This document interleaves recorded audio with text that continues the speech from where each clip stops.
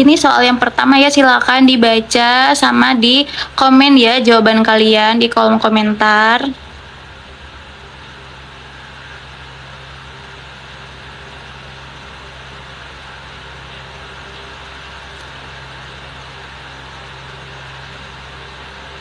Kak mau tanya soal umum dan khusus sama atau beda? Dia sama, Kak. Soalnya sesuai dengan formasi masing-masing ya. Kayak misalnya perawat terampil itu sesuai kisi-kisi perawat terampil. Kalau perawat ahli pertama itu sesuai kisi-kisinya dengan perawat ahli pertama ya. Jadi nggak dibedakan umum sama khusus. Ini soal P3K buat perawat, Kak. Halo Kakak susu kental manis. Iya, Kak. Di sini kita bahas soal kompetensi teknis P3K perawat ya, Kak.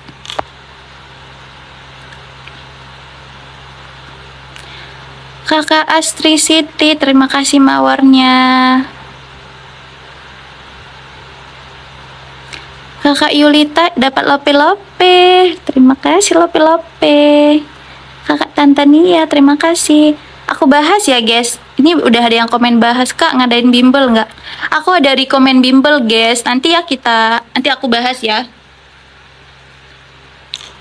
Soal bimbelnya nanti aku share ya. Bahas, Kak. Aku nunggu satu komen bahas lagi. Kak, kisi-kisi perawat terampil lihat di mana? Kak Kianara bisa lihat di YouTube Nurse Nisa ya. Di sana udah aku post, Kak, di YouTube Nurse Nisa ya. Oke, udah ada 3, udah ada 5 yang bahas. Oke, siap, aku bahas. Di sini kita lihat ya. Nah, kalau soal kayak gini kan, nah aku kasih tahu sedikit ya guys, kalau soal kayak gini itu nggak usah lagi dibaca kasusnya, langsung aja. Perawat akan memasang sandapan V4. Di manakah perawat akan menempatkan elektrodanya? Tadi rata-rata teman-teman jawab, tapi masih bervariasi jawabannya. Ada yang jawab B, ada yang jawab C.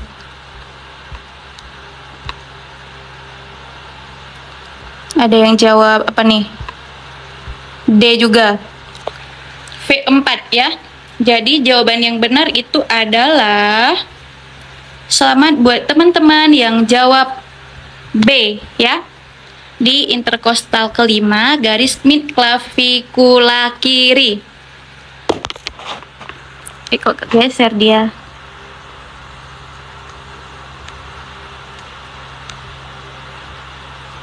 Soalnya geser dikit. Geser kemana, Kak? Bentar. Kemana aku geser ini, Kak? Kakak Desmawan, terima kasih mawarnya. Kak, udah nggak nih?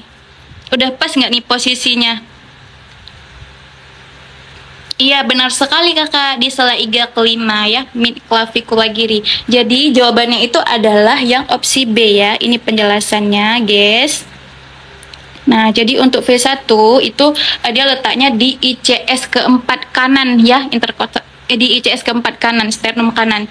Kalau V2 itu di ICS keempat sebelah kiri. Jadi ingat aja V1 sama V2 itu sama dia, cuman yang bedakan kiri kanan ya guys ya. Kemudian kita langsung ke yang V4 dulu. Kalau V4 dia itu di ICS kelima ya, pas di mid clavikula, tepatnya di bawah papilla mamae atau puting susu ya guys. Sedangkan untuk V3-nya itu pas di tengah-tengah di antara V2 dengan V4. Nah, kemudian kalau V5 itu di ICS kelima juga, cuman dia di aksila depan ya. Kemudian kalau V6 itu di ICS kelima juga, tapi dia letaknya di aksila tengah. Oke guys, Kak spill kembali jawaban nomor 1. Ini jawabannya guys, ini jawaban nomor 1. Oh, opsinya ya, aku spill opsinya ya. Ini untuk perawat terampil ya, Kak. Halo, Kakak. Yang ini ya, Kak. Yang mana aku spill? Siapa tadi? Kakak Wincai, yang mana aku spill, Kak? Seperti ini kah?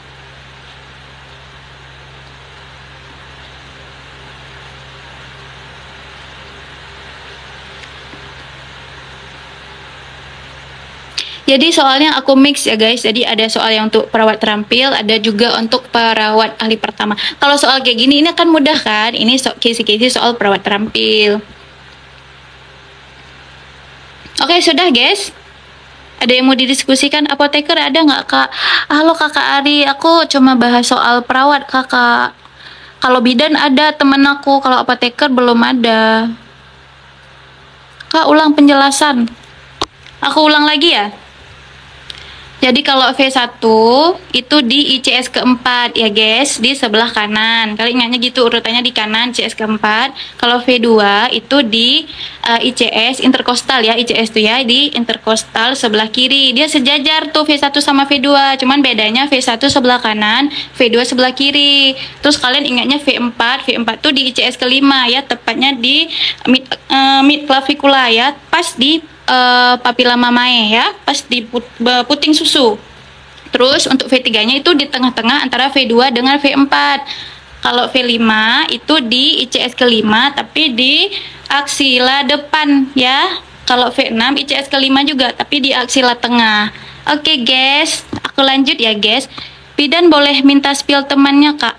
Kalau bidan, Kak Misbar, kalau bidan Kakak follow aja TikTok soal bidan, nama akunnya ya, soal bidan. Dia biasanya live juga tuh jam 7 malam, jam 7 WIB. Cuman malam ini kayaknya dia nggak live soalnya dia kelelahan abis dari luar kota, guys. Kakak Adel, radiografer belum ada, Kak. Kalau aku cuma bahas soal perawat, dan kalau bidan ada teman aku. Soal bidan, farmasi juga belum ada, Kak. Doain lulus, Kak, amin. Oke, aku lanjut ya. Udah clear ya, nanti kita ada sesi screenshot kok. Bentar ya guys, aduh. Iya, nanti kita screenshot ya kakak-kakakku. Nah, ini untuk soal nomor 2. Mbak Nisa orang mana? Kakak Yusifa, aku domisili di Kepri, tapi aku aslinya bukan orang Kepri. Ada yang bisa tebak nggak aku orang mana? Masukin ke YouTube nggak? Biasanya aku masukin Kak, cuman prosesnya agak lama Kak. Kadang pernah tuh aku sampai 2 harian aku post videonya nggak ke proses, gagal. Aku nggak tahu kenapa, videonya rusak. Jadi aku coba lagi, makanya agak lama aku uploadnya. Itu udah ada tiga live yang udah aku upload. Kak Yona, dinas di mana? Aku di RSUD Kepri Kak. Iya kakak, paracetamol. Jadi aku mix ya, soalnya ada yang untuk perawat terampil dan juga untuk perawat ahli pertama. Jadi biar sama-sama bisa belajar ya. Kak Adel mau tes P3K teknis perawat, soalnya umum semua kesehatan atau spesifik saja Kak. Untuk kisi-kisi soalnya dia sama Kak ya, nggak dibedakan kok untuk perawat umum maupun perawat umum atau khusus.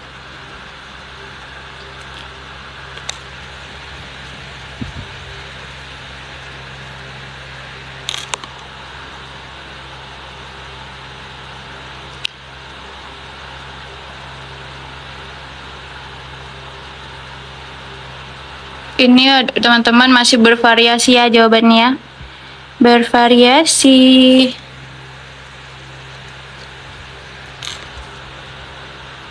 Lanjut pembahasan. Aku nunggu 2 komen lagi ya. Bahas Kak, aku nunggu 1 komen lagi. Bentar. Terima kasih. Kakak Momot, ini kakak aku nih. Ini senior aku. Terima kasih Kakak Momot. Ternyata dia nonton live aku. Bentar ya guys Kak, untuk kisi-kisi P3 keperawat D1 dan S1 apa bedanya? Kak Hujan bisa cek ya di YouTube aku Nurse Nisa. Di sana udah aku post Kak. Ada yang sama, ada yang beda ya Kak. Oke, aku bahas ya. Aku udah diteror bahas nih. Kakak udah ASN. Aku masih CPNS Kak, lagi nunggu SK 100%, doain segera ya. Belajar aku di sini. Semangat Kakak Momot. Bestie aku nih, senior aku nih di tempat kerja lama. Oke, aku bahas guys. Di sini aku baca dulu kasusnya ya. Kepala Ruangan X mengadakan meeting staff bulanan untuk mengevaluasi adanya kendala pada staf dalam memberikan pelayanan kepada pasien, serta mencari solusi terbaik demi mencapai kualitas pelayanan yang maksimal. Fungsi manajemen keperawatan yang dilaksanakan oleh kepala ruangan tersebut adalah kalian di sini jawabnya bervariasi ya. Jadi jawaban yang tepat itu adalah selamat kepada, bentar aku cek dulu ada nggak yang jawaban yang tepat. Ya nggak ada. Gak ada yang jawab directing. Jadi jawaban yang tepat itu adalah directing, guys.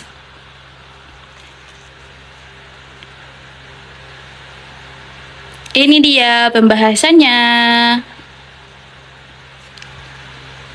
Nah, jadi kan di kasus ini kita lihat, ya benar nih, udah ada yang jawab D. Atau karena udah aku kasih tahu jawabannya nih.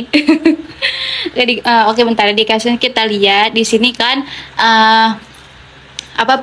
Karu sama perawannya itu ngadain staff meeting gitu ya. Jadi Karunya evaluasi gitu, ada kendala nggak? Serta di sini ada kata kunci mencari solusi terbaik ya untuk mencapai kualitas pelayanan yang maksimal. Nah, jadi itu termasuk ke directing ya, dimana directing itu dia pengarahan, dimana dia di sini meliputi motivasi ya, kemudian pendelegasian, supervisi, komunikasi, manajemen konflik gitu, serta latihan pada staf ya, dan juga peningkatan kompetensi staf, kayak pelatihan-pelatihan, misalnya ada staf yang diikutkan pelatihan kayak BTCLS kayak gitu, ataupun pelatihan-pelatihan lainnya. Aku bahas yang directing dulu ya, soalnya soal yang ini ada 2 macam, nanti aku bahas semuanya ya. Turunkan dikit soalnya. Soalnya atau jawabannya kakak. Kak, live sampai jam berapa? Sampai kita kelar bahas soalnya, Kak.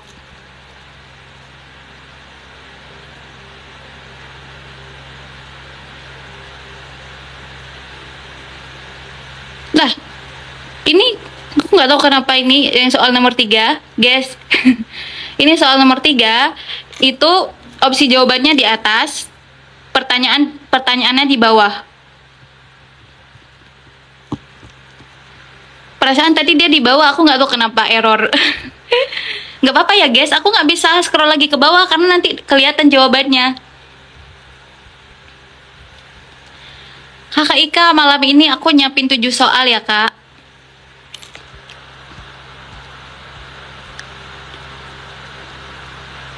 Kak, live pakai TikTok Studio biar bisa pakai laptop.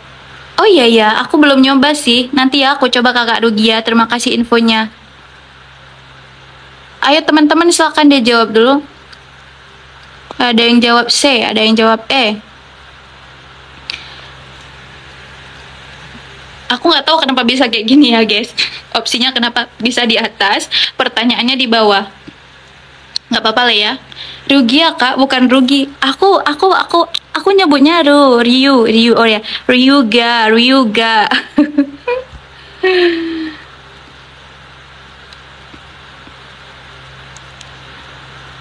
Ini ada yang jawab, ini bervariasi banget ini. Ada yang jawab E, C, D. Ada yang jawab A.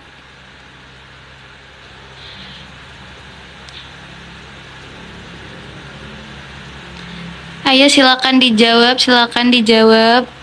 Mohon maaf ini kebalik ya. Opsinya di atas, pertanyaannya di bawah. Ini hanya ada di live aja kok guys. Nanti di ujian betulan nggak akan terjadi kayak gini kok insya Allah.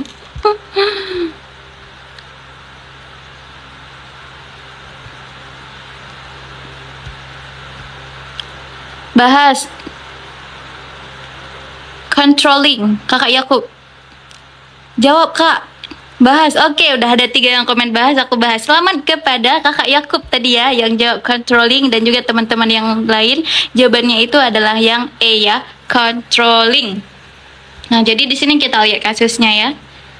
Sirkulasi. Kita lihat kasusnya ya. Iya, jawabannya controlling. Kita lihat kasusnya. Di sini dalam rangka akan diadakan perpanjangan kontrak pada staf honorer. Jadi kepala instalasi ruangan itu akan melakukan penilaian kinerja ya pada masing-masing staf untuk diserahkan ke bagian tata usaha. Fungsi manajemen keperawatan yang dilaksanakan oleh kepala instalasi tersebut adalah fungsi controlling ya, atau pengawasan ya. Dimana di sini dia melakukan penilaian kinerja dari si pegawainya gitu ya. Nah, ini dia pembahasan lengkapnya. Di controlling ini dia juga termasuk audit juga masuk ke sini ya. Manajemen mutu masuk ke sini juga. Nah, jadi kita bahas satu-satu. Kalau planning itu dia kan ada 5 ya, fungsi manajemen keperawatan itu ada 5. Yang pertama itu planning. Planning itu perencanaan, di mana di perencanaan itu di situ meliputi visi misi ya, tujuan ya, kebijakan dan juga peraturan-peraturan ataupun prosedur ya masuk ke situ, sama juga masuk logistik gitu ya. Nah, kemudian ada organizing. Organizing ini pengorganisasian, di mana di situ meliputi adanya struktur organisasi ya, uraian tugas ataupun job desk masing-masing staff itu sesuai dengan jabatan fungsionalnya masing-masing gitu ya. Kemudian ada rantai komando gitu. Kemudian ada staffing, di mana staffing ini pengelolaan staff, mulai dari rekrutmen staff, kemudian dilakukan seleksi staff, kemudian orientasi pada pegawai baru, dan juga penjadwalan staff gitu ya. Kemudian ada directing, tadi udah kita bahas ya. Controlling juga udah kita bahas. Oke, clear teman-teman. Kenapa nggak C, Kak? C apa tadi, guys? Staffing. Karena apa tuh namanya, penilaian kinerja itu memang masuk ke controlling, Kak, ke bagian pengawasan ya. Penilaian kinerja pegawai itu masuk ke controlling. Beda Kak ya, rekrutmen dengan penilaian kinerja itu beda Kakak. Kalau staffing itu dia cuma sampai penjadwalan staff aja gitu ya. Kalau udah penilaian evaluasi kinerja pegawai itu udah masuk ke bagian controlling ya Kak ya. Oke, udah clear ya guys, aku lanjut ya. Oke, siap aku lanjut. Santai dulu nggak sih? Wah, kakak, user not found sudah muncul. Atau dari tadi udah muncul, cuman tenggelam chatnya, aku nggak sempat baca.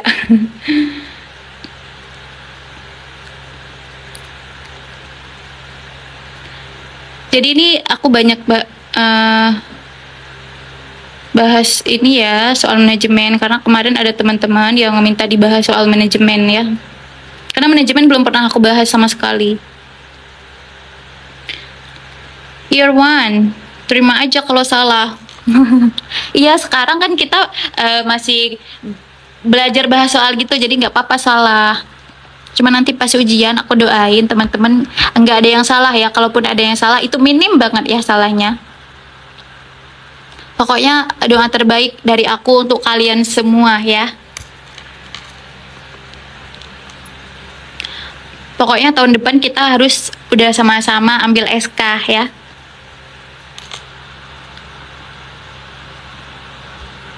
Aku lihat dulu, silakan dibaca.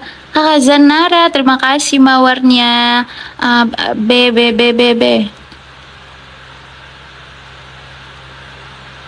Ini pada jawab B semua ini. Iya Kak, dapat SK kita. Mari kita sekolah. Ranger pin, bukan SK-nya yang sekolah, tapi kitanya lanjut sekolah Kakak. Udah ada yang jawab A nih. Kukiranya tadi kalian mau jawab B semua. Ada yang jawab C juga. Bahasa. Bahasa itu maksudnya B, ya Kak? Atau bahas? Aku nunggu satu komen bahas lagi. Ini kakak Aqua, kakak Ito. Udah ada 3 ya guys? Udah ada ya? Oke, aku bahas ya. Jadi kita lihat ya kasusnya. Nah, di sini direktur ya bersama kepala instalasi dan karu masing-masing unit itu mengadakan rapat pertemuan mengenai acara lomba 17 Agustus. Direktur sudah mempunyai konsep acara yang akan dilaksanakan ya. Pada pertemuan, direktur menunjuk PJ untuk setiap kegiatan. Seorang kepala ruangan ingin memberikan pendapat mengenai salah satu kegiatan. Namun, direktur mengatakan seluruh staf untuk mengikuti saja rangkaian acara yang telah disusun. Nah, berdasarkan kasus di atas, jenis gaya kepemimpinan yang dianut oleh direktur tersebut adalah, nah kalau soalnya kayak gini, tentu kita harus baca dong ya, nggak boleh baca pertanyaannya langsung. Kan kita nggak tahu nanti kayak mana gaya kepemimpinan si direktur ini ya. Jadi ada beberapa soal yang memang harus dibaca kasusnya, ada beberapa yang bisa di skip. Jawabannya ini adalah, selamat buat teman-teman yang jawab demokratik. Ya, demokratik, sorry, otokratik B. Selamat buat teman-teman yang jawabnya B ya. Di sini kita lihat si direkturnya dia udah punya konsep sendiri gitu. Padahal dia kan mengadakan pertemuan rapat gitu kan. Tujuan rapat apa kan untuk musyawarah gitu kan. Kita menampung ide-ide gitu dari kepala instalasi, dari para kepala ruangan gitu kan. Nah, di sini dia udah punya konsep sendiri. Terus dia main tunjuk-tunjuk aja, ini PJ-nya. Nih kamu ini PJ-nya. Terus si Karuni ada yang mau ngasih pendapat kayak gitu. Pak Direktur, yang ini menurut saya gini-gini, tapi si direktur tuh tak menerima pendapatnya kan, katanya ya udah kita jalanin aja gitu dengan konsep yang udah ditentukan. Dari sini dapat kita lihat kalau si direktur ini dia orangnya otokratik ya, dominan ya, nggak mau menerima pendapat dari bawahan kayak gitu. Pengambilan keputusan itu ya harus dari dia sendiri gitu, bukan dari hasil musyawarah gitu. Oke, jelas ya guys? Jelas ya? Untuk yang otokratik. Jadi kalau demokratik itu sama dengan partisipatif ya. Demokratik sama dengan partisipatif, itu dia gaya kepemimpinan yang menerima saran dari bawahan gitu ya. Dia menerima saran dari bawahan, terus pengambilan keputusannya itu dia berdasarkan hasil musyawarah bersama kayak gitu. Kemudian kalau laissez-faire ini dia tuh pemimpin, disebut juga pemimpin yang cuek gitu ya, dia nggak peduli kayak gitu, ya udah terserah aja lah, terserah kalian lah mau kayak mana gitu. Kemudian kalau transaksional dia itu prinsipnya reward and punishment. Jadi kalau pegawainya itu kinerjanya bagus gitu, dia bakal kasih reward gitu. Kalau misalnya kinerjanya nggak bagus, dia bakal kasih punishment ya, atau hukuman gitu ya. Apa beda ya sama otoriter kak? Iya, otoriter itu disebut juga dengan otokratik kak ya.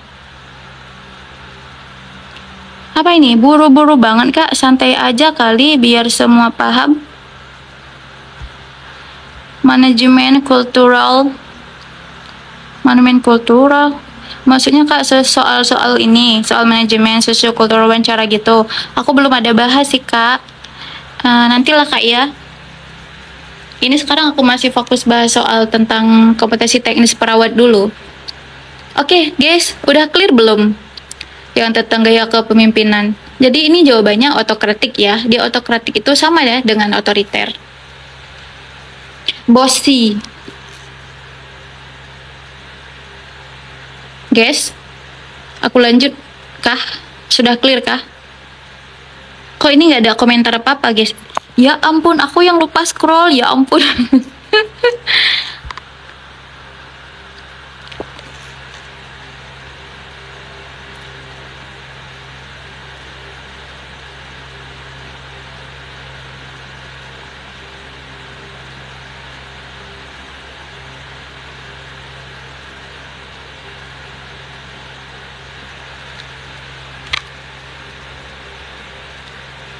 Hah?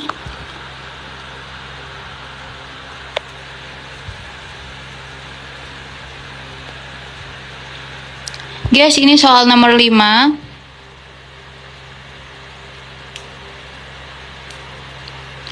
Kalau militeristik, Kak, ada yang tahu guys militeristik?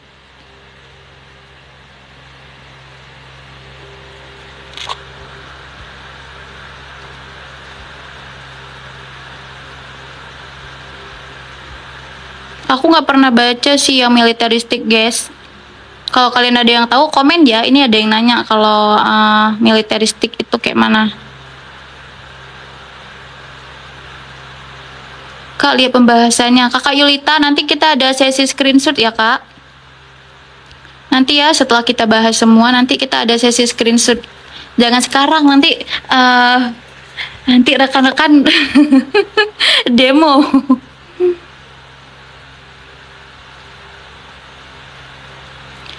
D itu kolaboratif, bukan keperawatan.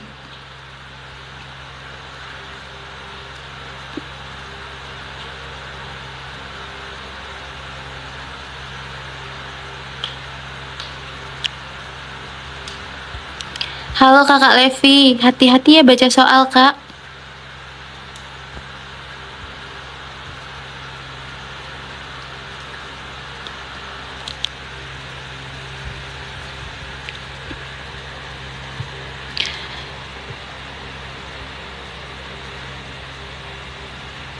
D, A.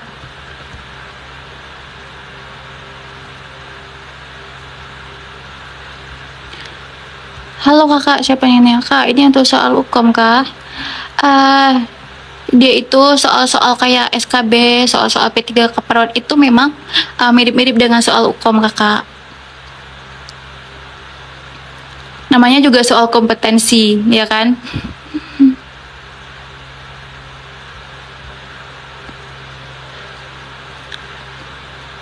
Bahas kak. Oke, aku bahas ya. Jadi selamat buat teman-teman.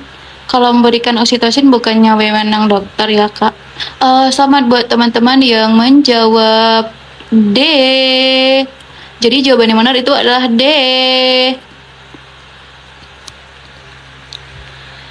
Nah, kenapa aku bilang harus hati-hati baca soal? Di sini kan pertanyaan tindakan selanjutnya yang harus dilakukan perawat, bukan tindakan keperawatan ya. Ataupun di sini kan nggak disebutkan intervensi keperawatan, tindakan keperawatan ya.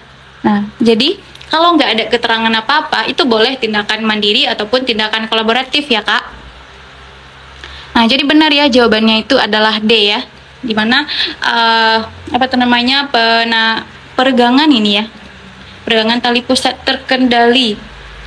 Penegangan tali pusat terkendali itu untuk 5 menit pertama itu dilakukan masa seuterus ya. 5 menit pertama dilakukan masa seuterus. Kalau si plasentanya ini belum lahir juga, udah sampai 15 menit, itu diberikan oksitosin yang kedua ya. Kemudian kalau udah sampai 30 menit juga belum lahir juga si plasentanya, maka akan dilakukan manual plasenta.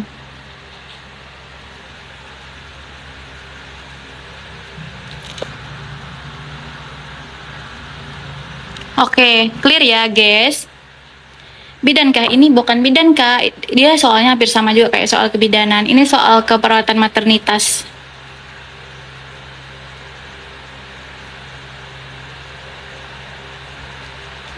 Apps, kenapa ini guys? Tak bisa aku scroll. Ini ya guys, yang mau screenshot nanti kita ada sesi screenshot kok. Aku lanjut ke soal nomor 6 ya. Jawabannya tadi adalah yang opsi D kakak, memberikan oksitosin kedua ya.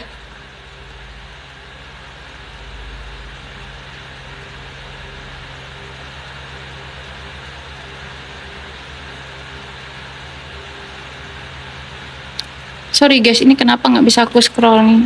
Wait ya.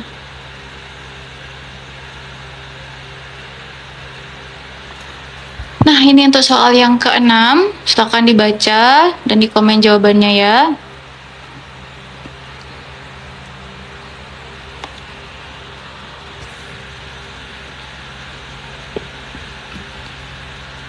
Buat teman-teman yang mau screenshot, nanti kita ada sesi screenshot ya. Sama buat teman-teman juga yang mau nanya bimbel Nip Warrior ya, yang aku recommend. Nanti juga kita ada sesi bahas bimbel ya.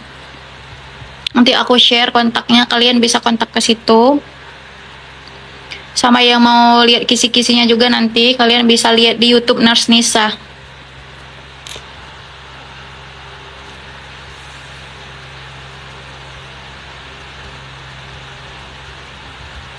Silakan di komen, dijawab.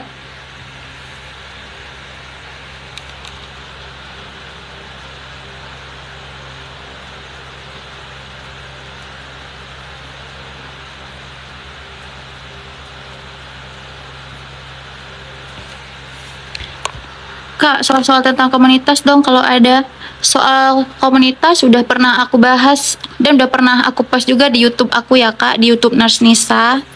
Kakak bisa cek di sana.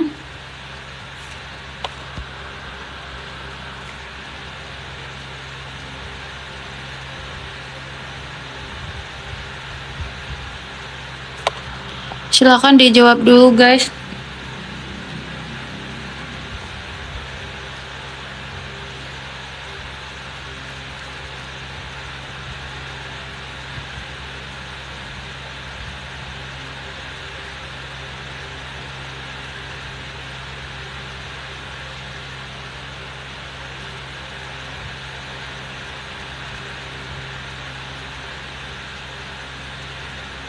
Guys, sebentar ya.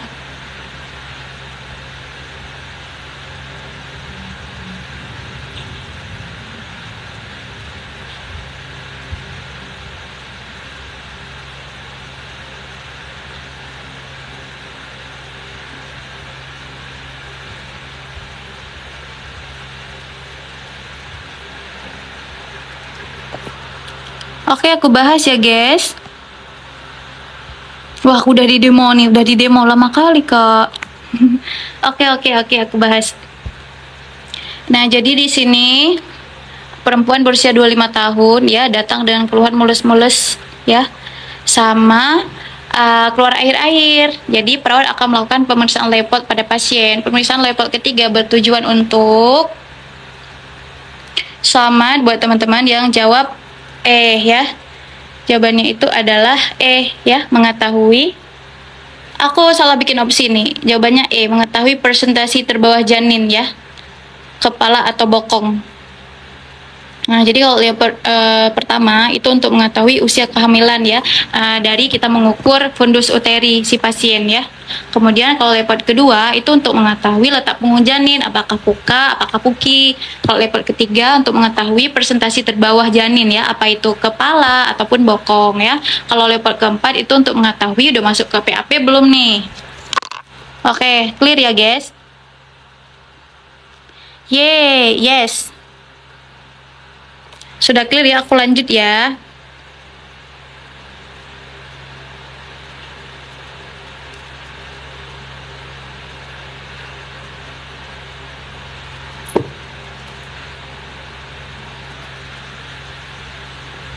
Nah, ini soal terakhir guys, silakan dijawab. Besok soal komunitas kakak ya. Kakak Ana, siapa nih? Ana Daeng. Soal komunitas udah banyak sih yang aku bahas kak. Kakak bisa cek di YouTube aku ya, di YouTube Nurse Nisa. Sorry guys.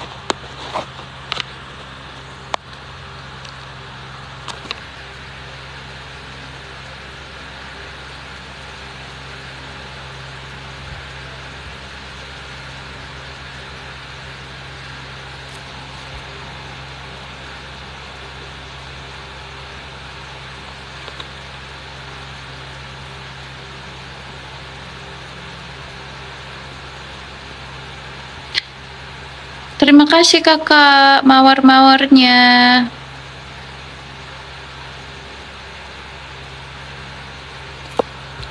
Ini soal perawat ya kak. Bahas, aku nunggu satu komen bahas lagi ya. C, normal aja lah, seperti melihat indeks sendiri. Oke, siap. Jawabannya adalah normal ya. Ya benar, normal. Nah, jadi ini soal menghitung IMT. Kalian tahu nggak rumus menghitung IMT guys? Rumus menghitung IMT.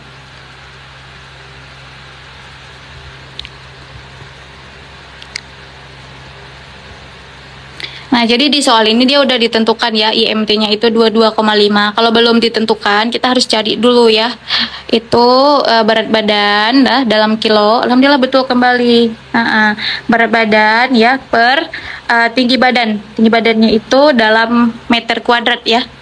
Jadi misalnya kayak gini. Ini ya, ada aku bikin. Ini kan dia berat badannya 50, tingginya itu 150. Nah, jadi kayak gini. 50 dibagi 1,5 kali 1,5 sama dengan 50 bagi 2,25, didapatkan IMT-nya itu adalah 22,5 ya guys. 22,5, 22,2 bukan 2,22. Aku salah letain komanya nih. 22,2 ya. Nah, ini yang untuk kategori status gizi tadi. Untuk mudahnya kalian ingat aja yang normal sih ya guys. Yang normal itu 18,5 sampai 25 ya. Terus kalau ingat lagi yang 17, yang sangat kurus. Jadi kalian cukup ingat yang normal sama yang sangat kurus, sama yang gemuk. Karena kalau diingat semua bisa pusing. Jadi ingat aja yang normalnya itu 18,5 sampai 25. Terus yang paling kurus itu di bawah 17. Berarti kalau misalkan ada IMT-nya itu yang range-nya di bawah 18,5 ataupun di atas 17, itu masuk ke kurus gitu. Oke ya guys. Kak, live-nya setiap jam berapa kak? Biar ikut terus. Kakak Wahyuni, aku biasanya live jam 19.30 WIB ya kak ya.